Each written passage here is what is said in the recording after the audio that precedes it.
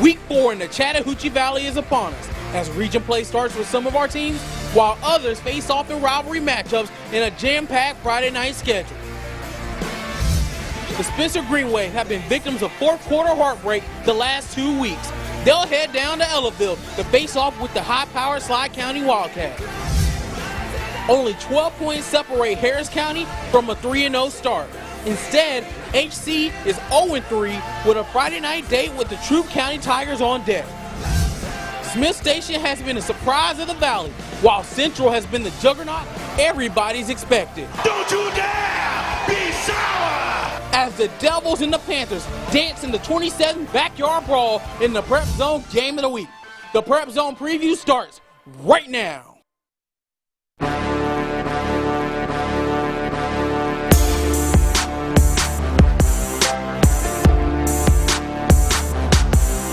What's up and what's good, everybody? I'm Jack Patterson. Welcome you to week numero 4 of the PrepZone preview. Wow. Impressive. That's the only Spanish I would probably know. Rex Castillo, Justin Holbrook, welcome into the show. We've got a big jam-packed week. This is probably going to be the biggest week we've had so far this season. We're going to start by looking back at last week. Let's run it back.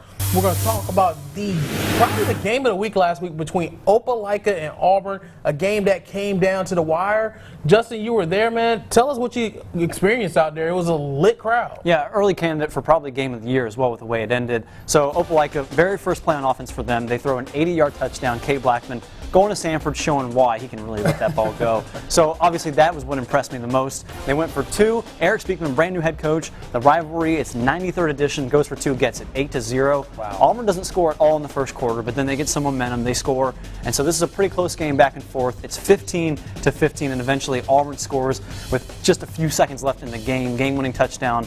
It doesn't get any better than that. The Tigers beating their rivals at home. They needed that one. They've won 2 years in a row now, but I think that could be a game of the year, and it's going to have a lot of implications for momentum as we head forward. Yeah, because, I mean, now you look at Auburn, 2 big wins to start the season, sure. And Opelika's 0-2 now. Right. Getting ready, they still got Central going down and got Regis schedule coming up.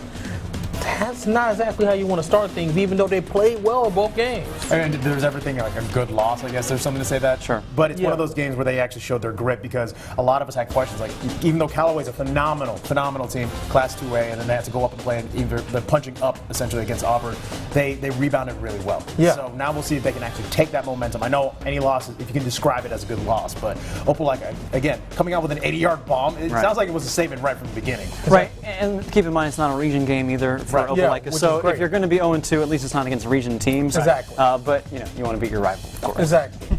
I mean, they get bragging rights for a year, and that's never fun when you're on the opposite side. I could tell how big the rivalry was when the Auburn band was going across the Opelika student section, and they were booing them the entire time. The entire time, as in the band was getting harassed. The band started having a band battle before the teams even ran on the field. That is why we cover high school football. That's just fantastic. Before we move on, Coach Weingarten talked about how this was a game everyone in Alabama, every high school player can play or should play, and did the environment live up to the hype? Oh, for sure. And then people were getting there an hour and a half early. There's tailgates everywhere. It's just one of those things where the traffic shuts down, the town shuts down, because everybody is there focused on watching their team and getting some bragging rights if your team wins too. Absolutely. So let's talk about another team, probably the team that has surprised everybody to start this season, the Smith Station Panthers. 2-0 after knocking off Valley last week in a game that got cut short by rain, but they were up 28-7 in the third quarter. I mean, no one saw this coming. I mean, first off, you get Smith Station to beat Russell County, which Russell County was a team that many of us thought that could take that next step forward after, getting 3 wins last season. They pretty much handled them, and then they go on the road to Valley, which, I mean, I know Valley's a 5A team, but Valley just coming off of beating Lynette, the defending state champion, and pretty much handled them. I mean, nobody saw this coming, and now Smith Station, we'll get to them a little bit later as far as this week, but last week, the offense and defense both look good. I will say Mike Glisson said he saw this coming. He's the head coach, third in 4 years, but he said, listen, when I got here, I saw the talent was there. He's like, I thought I'd have a lot of work to do. He said he was wrong. He said if I can get these guys just organized, they were already good enough to win some games. So I think he saw the group that he had and said, how did they not win last year? And he just kind of organized them, and they've done the rest. So I think he's not surprised by it, but we for sure are, Absolutely. right? 2-0, and you're playing Central now, so it's a big game. But still, starting out that way, pretty much nobody but him, and the players believe in themselves, and you see why now. How great of a culture change that is. That's incredible to see Smith Station getting some momentum. Again, they were, what, 0-10 last year? 0-10 last year. This is incredible. We're talking about a team that hasn't been back to the playoffs since 2013, Wow. and now there's probably more hype around this team right now than we've seen in years. All the momentum in the world. And we were saying the same thing about Valley just last week, too, Right. right? How quickly we can change. No kidding. No kidding. But big things for Smith Station this week. We'll get to them a little later in the show. Last game we're going to run back, Smith Station's opponent this week, Central, who just seems to beat up on everyone. And Meridian last week was no excuse. Man, is this team unstoppable? You've seen them twice now. I've seen them twice now, y'all. It is a complete machine. It is incredible to see. And these games, Coach Jabose wanted them to be tough. He wanted to see where this team's at. He didn't want to beat up on anybody, putting up 50 points on anyone, but they did anyway. They've won both games by more than 30 points. Let's go back to the week before this. Mays is already in the middle of their season. That's the third game they played. Central coming straight out of the gates with brand new uniforms, Under Armour ones, which look sweet. Come out and they have a slow start. They have a tendency to start a little slow, but once they find that gear, they can. I don't see who can keep up with them. Peter Parrish is playing exceptionally well. Played a lot better in this second game than the first game, to be expected. Amante Spivey, you give that guy any space, I swear he's going to break it off for a 30-yard run and a touchdown at least once or twice during the game. And then they legitimately run a very effective two-quarterback system. Tucker Melton, the junior, who's technically Peter's backup, but he comes in to change up things. He's more of the pocket passer and can throw long bombs. He threw a 40-yard pass in the first play of the second quarter. So what Jamie DeBose has is a team that's bought in. They break every huddle with state championship. That's the mentality they have. They want to keep taking steps towards that goal. I'm so impressed with this team, and they're a powerhouse team from out of state. So there's no other great test like that. Do you see them sustaining that two-quarterback system, or do you think they're going to start to edge towards one guy as the season goes on? I think as the momentum goes on, you have to start leaning towards one guy. And I think Peter just has a lot of tools, being a mobile quarterback. He's missing a couple throws here and there, but to be expected early on in the season. But if you lean a little bit more towards Peter, you still have that extra edge that Tucker has. He's a guy who is always ready, and that's what's really impressed me about this team. Is when you buy into that state championship mentality, they've all said we're doing whatever it takes to get there this year. So it's a machine. Smith Station, good luck. It should be a lot of fun to watch, but I'm very, very impressed with what I've seen this first 2 weeks with Central. As Saban would call them, co-starters, right? Co-starters, yes. I was just getting ready to say, maybe Saban could take some tips from Jamie DeBose.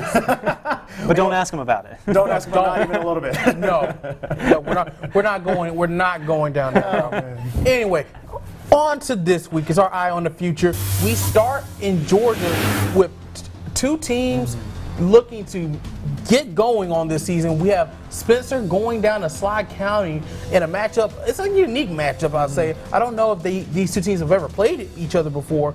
Spencer 0-3, tough loss against Columbus week 1. They pretty much got blown out of the stadium. Week 2 had a lead in the fourth quarter against Carver in the Heritage Bowl. Right. And then week 3, we're going to show this video now because we haven't shown this yet, where Spencer loses on a Hail Mary against Northside last week as time expired.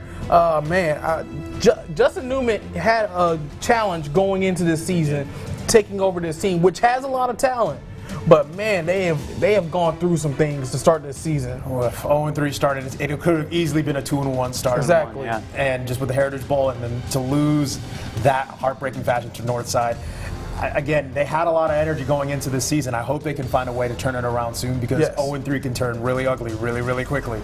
So we'll see. Spencer is always, it seems like 1 or 2 plays away every game. Yeah. It's one of those things. So we'll see if the Green Wave can turn it around. Man, I think they can. I still have faith in this team. This team is good. And yeah, they are. I think they've just been dealt a couple bad hands. I mean, Carver had all the momentum going into the fourth quarter of that game, and they couldn't quite hold them off late.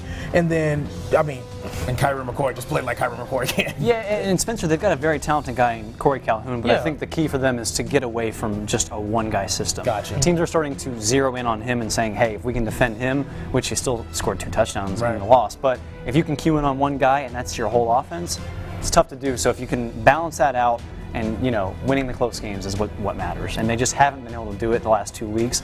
So those are going to be the two keys for them going forward, to get those wins and maybe turn their season around. And the first opportunity to turn their season around comes on the road in Sly County from Class 1A. Good team. Now, Sly County is a good team. They bounced back from that loss against Marion County opening night. They beat Calhoun. They put up 47. Calhoun County is not a slouch. Right.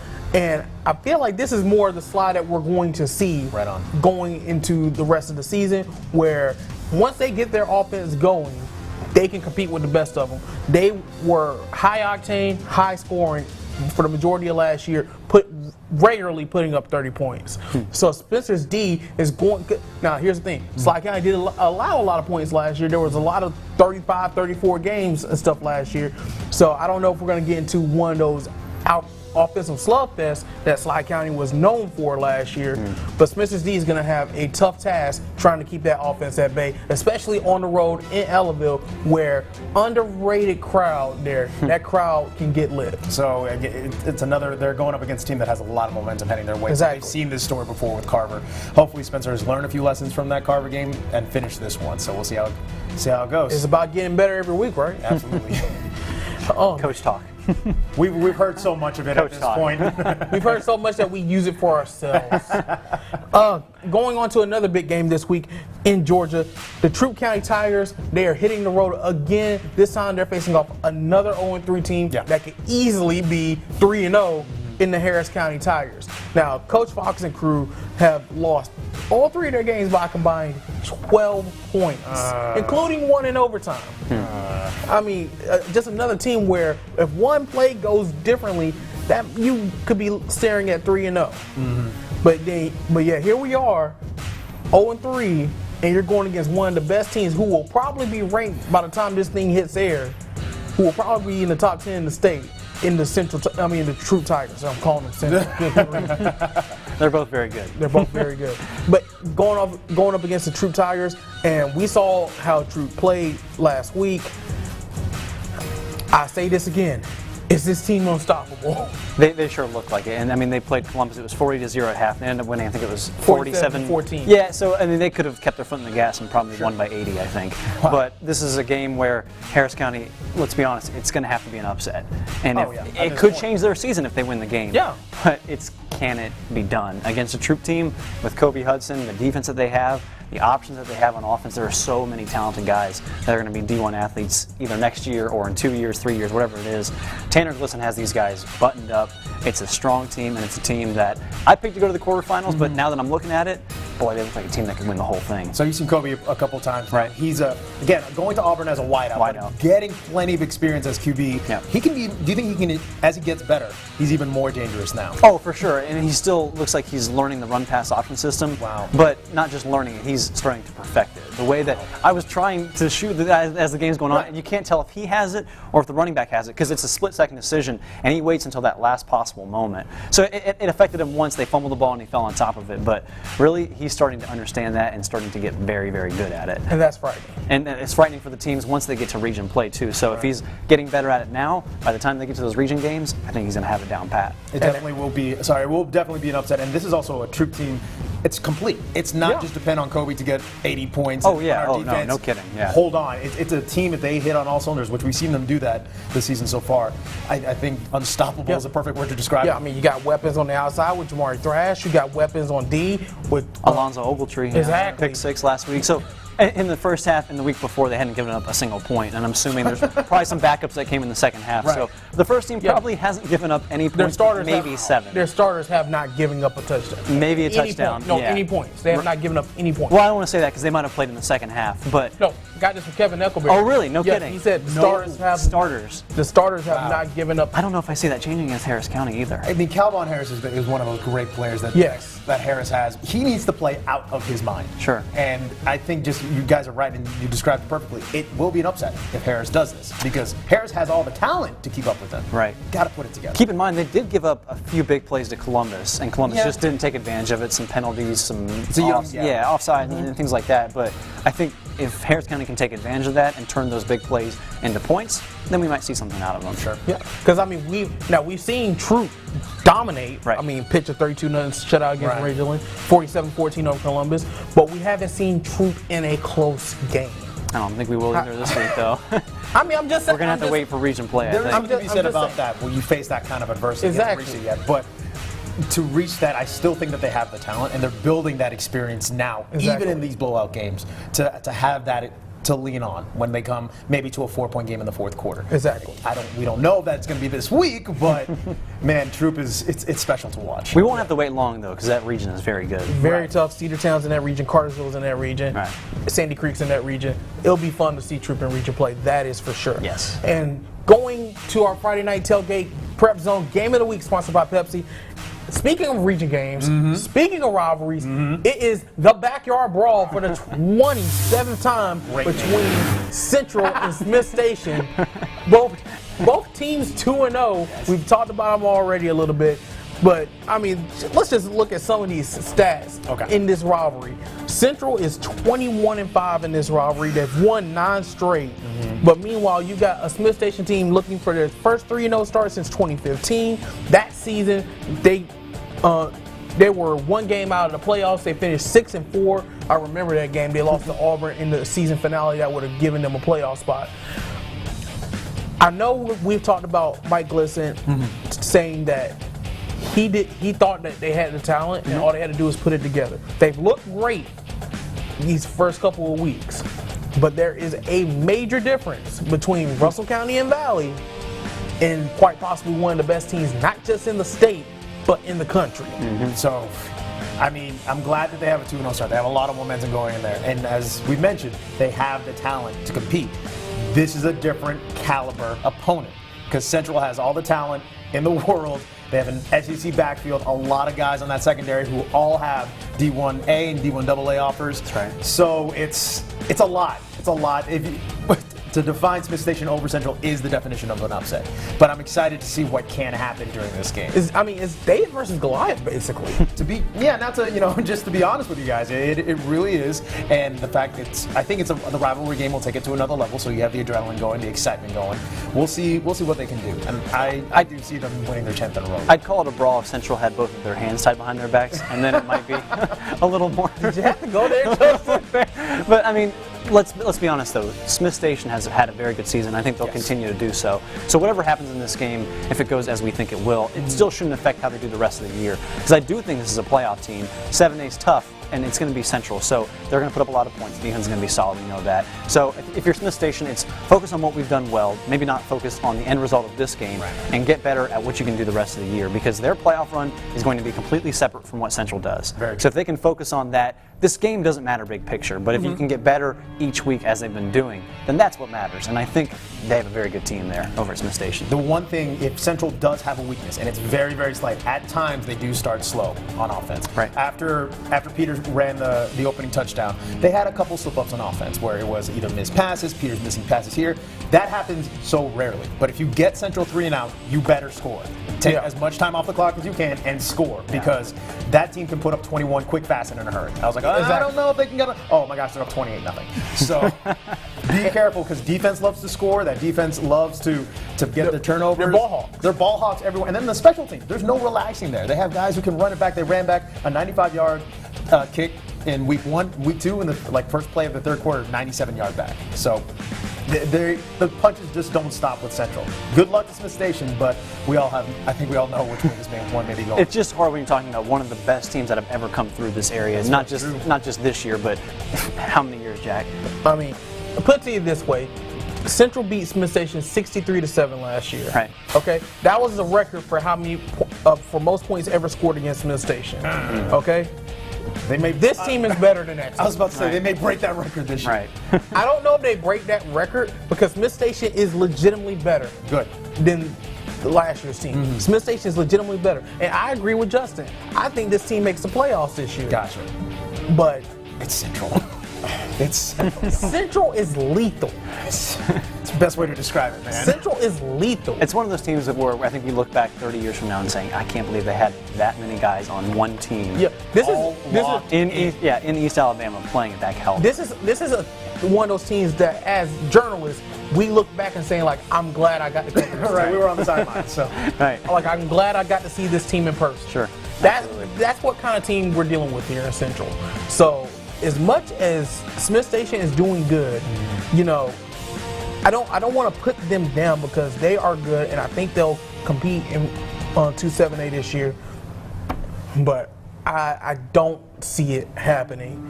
Even at their home field, that place will be, Panther Stadium will be rocking, but I just don't see it. All right, well, we'll see how it goes down. I just don't see it.